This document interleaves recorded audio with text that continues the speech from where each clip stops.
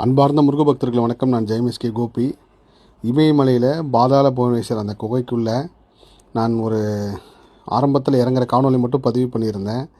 அப்போது நான் சென்ற சமயத்தில் அதுக்கு உண்டான பர்மிஷன் பெரிய அளவு கொடுக்கல. ஏன்னா ஆர்காலஜி தொல்லியல் துறை கட்டுப்பாட்டில் இருக்கிறதுனால கொடுக்க முடியாதாங்க. அதுக்கப்புறம் திரும்ப அவங்ககிட்ட அனுமதி வாங்கி அங்கேருந்து எடுத்த ஒரு காணொலியை நான் இப்போ பதிவு பண்ணுறேன். இந்த வழியாக தான் நாங்கள் போனோம். இப்போ நீங்கள் பார்த்தீங்க பாருங்கள்.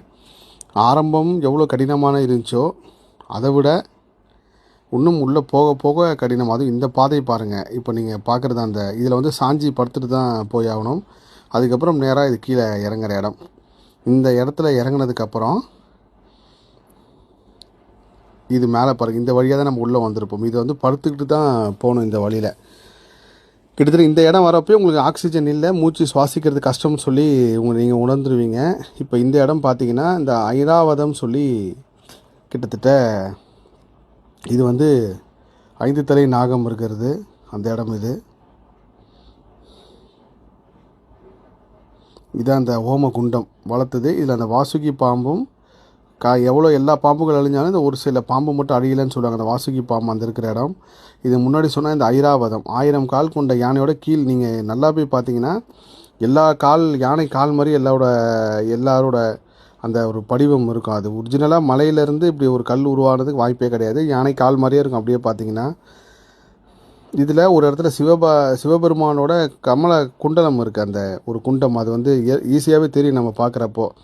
இதெல்லாம் நான் லைவாக பார்க்குறப்போ உணர்ந்த விஷயம் பெரிய ஒரு அதிர்ச்சி, எப்படி சொல்கிறது, ஒரு அதிர்ச்சி தான் கொடுச்சு. இப்படி ஒரு இடம் இந்த பூலோகத்தில் இப்படி இருக்குதுன்னு சொல்லிட்டு. அதுக்கப்புறம் இந்த பாதை இப்போ கீழே பாருங்கள். இது பாம்பு மேலே நடந்து போகிற மாதிரி இருக்கும். உண்மையிலே அந்த பாம்பு தான் ஆதிசேஷன் சொல்லி நீங்கள் இது மேலே கால் வைக்கும் போதே தெரியும் ஒரு பாம்பு மேலே போகிறதா.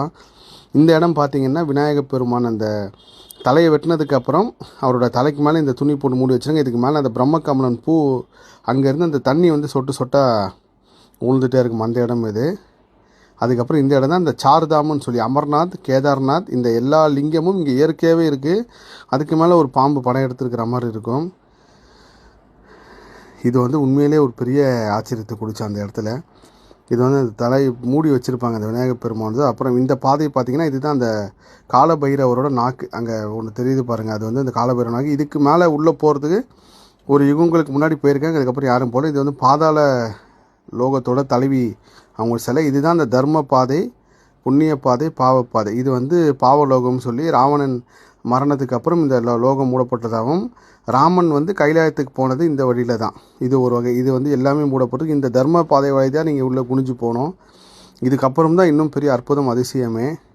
சிவபெருமானோட ஜடாமுடி, கற்பக விருஷம், இன்னும் எக்கச்சக்க ஆச்சரிய சம்பவங்கள் இதில் இருக்குது. நீங்கள் பார்ப்பீங்க. அடுத்த காணொலியில் பதிவு பண்ணுறேன். இதை உண்மையிலே உங்களுக்கு பதிவு செய்கிறதுல நான் மிகுந்த சந்தோஷமும் மகிழ்ச்சியும் அடைகிறேன். ஏன்னால் தமிழ்நாட்டில் இந்த காணொலி மக்களுக்கு போய் சேருதுன்றது ஒரு பெரிய மனநிறைவு. இது எல்லாத்துக்கும் காரணம் முருகப்பெருமான் தான். எல்லா புகழும் முருகனுக்கே. நன்றி.